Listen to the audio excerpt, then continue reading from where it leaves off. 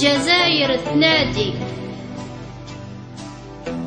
سياسي فصيح من العقال ومناضل في بلادي ثار، عن عهد حنا مازال ما مخليينك مهما صار. في التاريخ تبقى لنا مثال راجل حطم الإعصار، مانا مداحين في الخصال رانا على لي طفى النار. سقى الأرض بعد ما ولدنا طاح وذبال، بيه السما رشتنا بالعنبر والياسمين يا خضار. جمع الشمل وحرم القتال، ذوقنا العسل بعد ما تجرعنا كيسان المرار.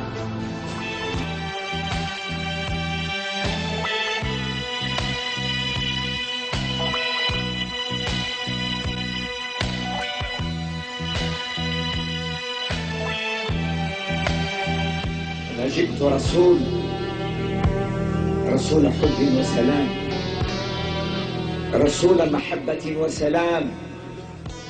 ما أنا جئتكم محتكرا للوطنية أو للحقيقة، ولا جئتكم جالسا على كرسي العصمة،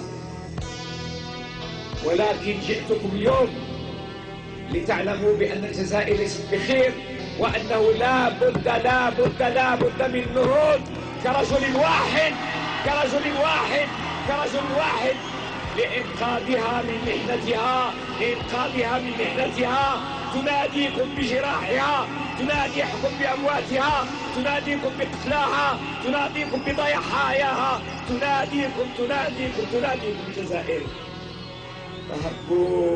فهبوا إلى إنقاذ بلادي، هبوا إلى إنقاذ بلادي.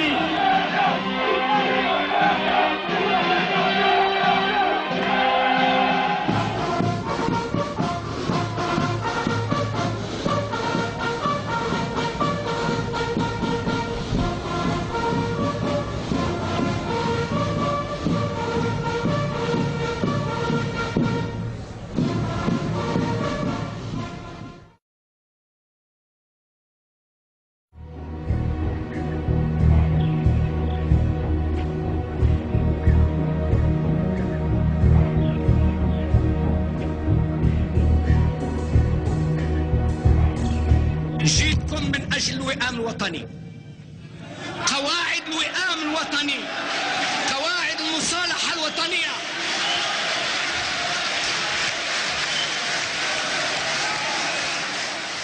شعبنا شيب الأسد، مطلوب منه اليوم يكون أسد، مطلوب منه يكون أسد. إما يريد السلم والقواعد واضحة، أما يريد الاقتتال بين الأولاد، أولاد الوطن الواحد وبنات الوطن الواحد،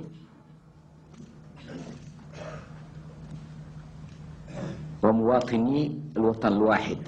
والله لا أحاربنه هذا الواقع المر بكل ما أوتيت من قوة إلى آخر نفسي.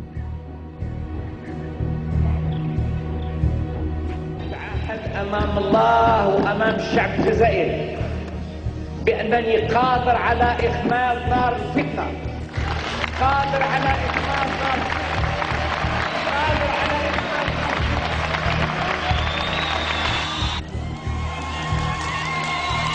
إخماد نار الفتنة وسأخمدها الفتنة.